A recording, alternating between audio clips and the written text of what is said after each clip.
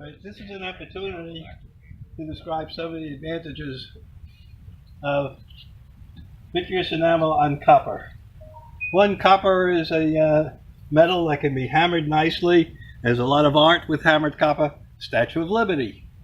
And you get texture.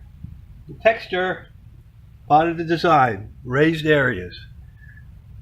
Now, once outdoors, besides the intensity of the color, the texture picks up the light, which changes very quickly from moment to moment.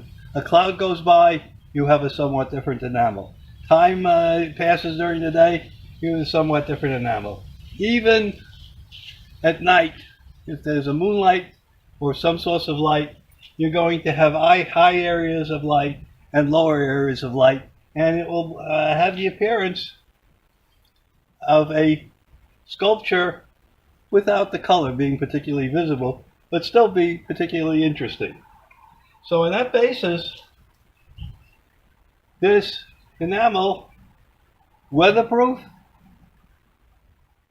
won't fade, interesting with respect to texture, interesting with respect to the way that it reflects light, and a fine medium for outdoor art. All right, well, I became familiar with Howard's work about 10 years ago, collected a few of his pieces that actually hang in the house. And then I saw this in the backyard of Figureworks Gallery in Williamsburg.